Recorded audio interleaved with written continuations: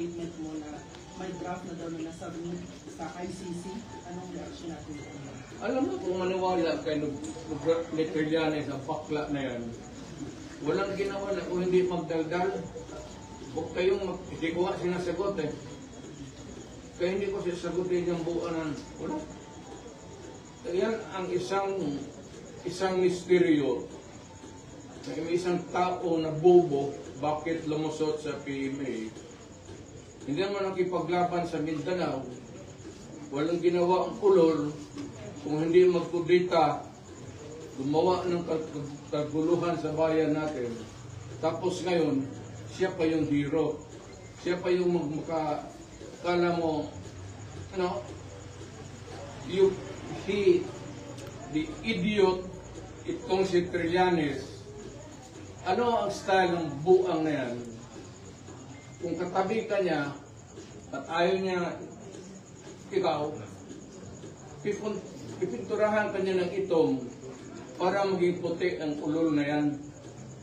Wala namang medal of valor, wala namang medal of merit, tapos nagwala dyan sa... Alam mo, kung ako ang presidente ng panahon na yung patay na yan.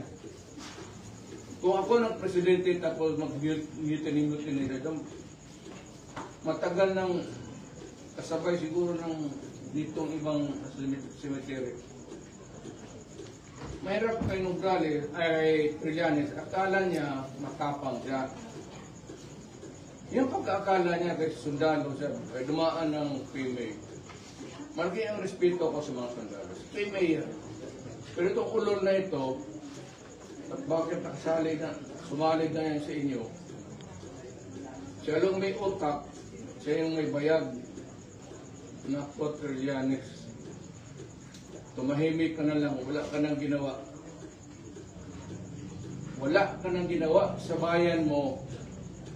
You have nothing to contribute or had contributed to this country.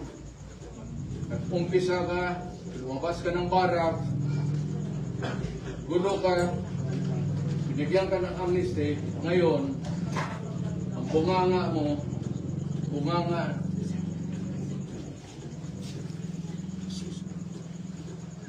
keke. Kala mo na sundalo, tangin.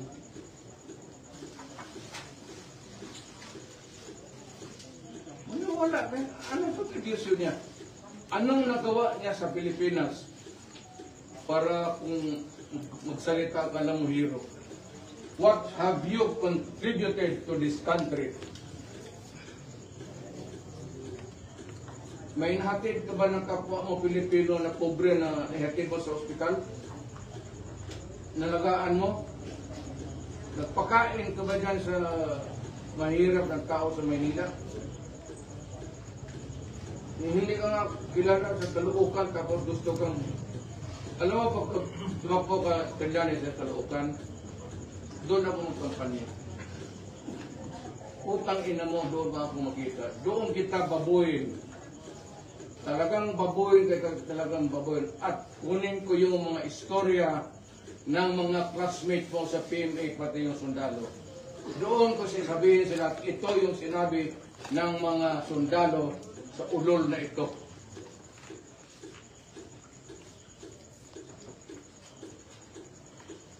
Ang problema nito, ang misteryo natin is kung natuli ba itong animal na ito.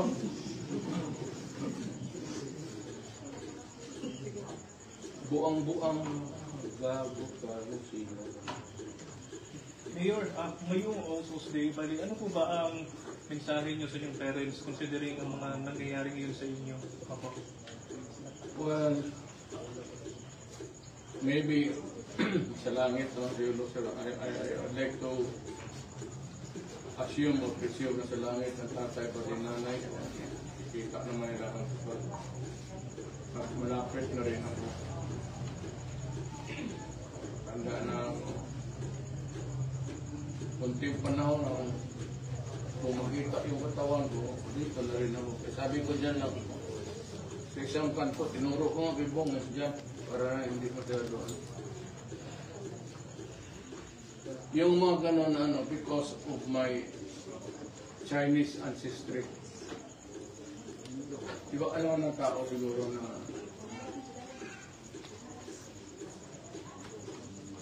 may duwa akong Egypt. Mayor, what can you say about dun sa mga nagsasabi na dapat din daw lalahanin yung mga naging biktima daw ng EJK? Bakit? Siguro sa 100 may palpak siguro na isa. Tanong ko, ito ang mga pulis natin, mga buang ito. Kasi dumadaan ng psychiatric test. May psychological sila, examination. Hindi naman itong bago mga pulis ng Pilipinas, pulis ko noon na magpatay ng ibig kong sabihin, yung kayong pumasok talaga sa droga. Hindi lang sa droga, hindi alam ng Pilipinas. Nung bago akong mayor, maraming kidnapper, hold upper. Nakita ninyo dito, kayong mga taga Davao, dyan, dinidisplay ko sa daan. Yung mga kidnapper, hinahayaan ko muna na paramihin ko yung langaw bago paramihin ko sa punerarya ripo ninyo. Galit talaga sa kriminal, lalo na ang droga, kasi sisirain nila. Ang market kasi ng droga, bata. Mga anak natin, teenager, high school. Pag nasira yan, sira na ang buhay niya. Sira na ang pamilya niya. Wala ng future yung bata na yan.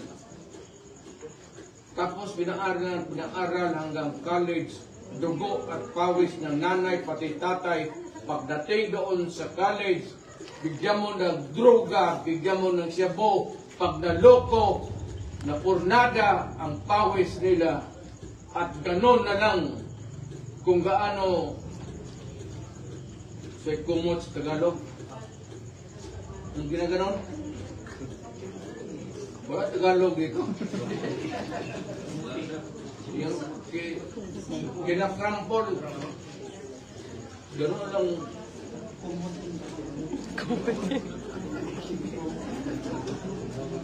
Wala akong patawad.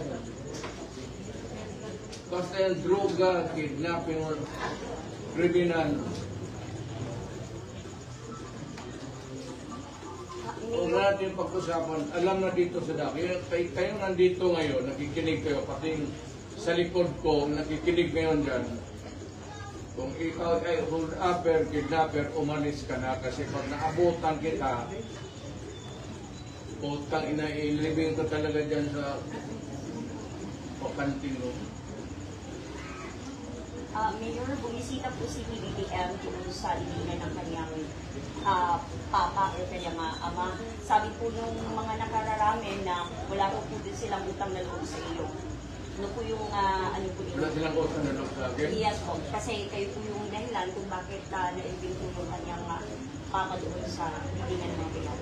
Wala ako utang na loob sa kanila. Wala silang utang na loob sa akin. Hindi utangan ng loob ito. Hindi kami magkilala, hindi kami magpinsan. Hindi ako naniningin. Trabaho lang ako. If they offered to say that statement, they are utterly ridiculous. Lahat yung trabaho ko.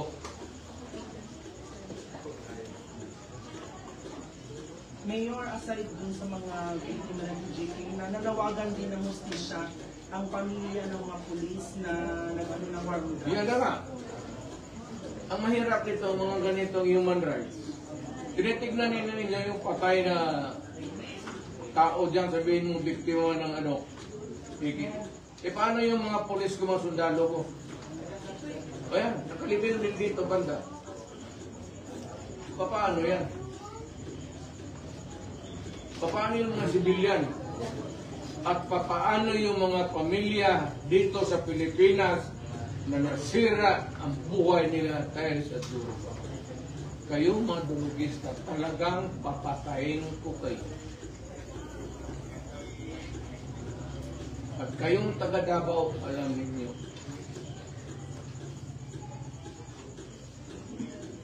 at balita ako isang araw sa pumasok niya. Maaga ka dito. Mayor, ano po ang reaction natin dito tungkol sa statement ni Senador Ejercito na dapat ilinto na yung investigation ng war on drugs? Wala akong pakialam kung mag-imbestigar kami hanggang... Pero I would appreciate, alam mo, hindi yan ang... Okay, maganda yung sinabi ni Senator Ejercito. Isa yan kung bakit. Alam mo kung bakit. Ito, nagawa ito ng Masilyo kasi may negosyo pa ang tatay pati nanay ko. Yung buhay sila. Pero hindi yung milyon-milyon. Yung hanap buhay lang. Nung namatay itong tatay ko, dahan-dahan lang pinagawa ng nanay ko. Kasi love niya eh. Pero kami, kayo, alam mo ninyo, kayo mga taga-Davao, wala akong... Kaya kung patawag sa Manila, padala nila ako ng ticket. May pera ako, may retirement ako. Malaki. Ang problema, hanggang kailan ako mabuhay sa mundong ito. Retirement pay ko na lang ang doon ko pa kunin yung pamasahe ko. Meron kung sa meron, pero hindi ito tatagal ng 7 to 10 years. Buti sana kung may mag-disponer sila na isipin nila, hindi lahat ng tao na opisyal, presidente nagyaman sa nakaw. Alam ninyo yan. Mayor, nabanggit niyo po na hindi enough yung time doon sa Senate hearing. Bali, ano pa po ba yung mga bagay na gusto niyo pang ma-open or ma-discuss doon? Basta gawin ng gobyerno, hintuin na, kasi gobyerno yan, hintuin hindi yan droga. Kasi yan talaga ang puno. Masisira ang bayan natin yan. Kawawa ang next generation. Yung nag-high school, pati maging college. Huwag na masyadong nasa media kasi alam ko, turugis pa kayo lahat.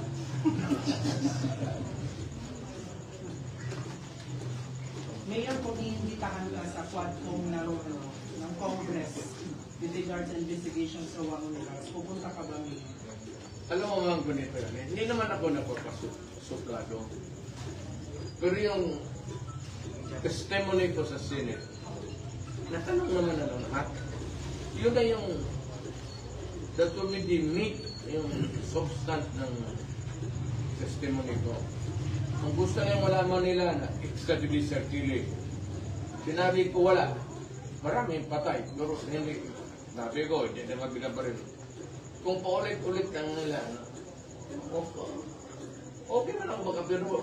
Total, pareho rin ang sagot ko. Magdebate lang kami, magdebate noon. Ayun rin ang sagot ko. So kung anong gusto nilang malaman, tignan lang nila yung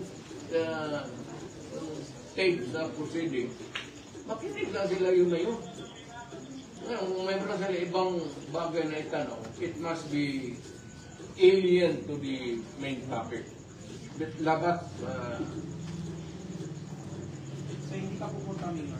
Kung iimbitahan ka? Depende sa katawan. Hindi naman siguro sila maniwala nung unang invitation nila na sabi ko, kung so yung I'm not good. Mag-74 na po ako. At mahina na yung katawan ko.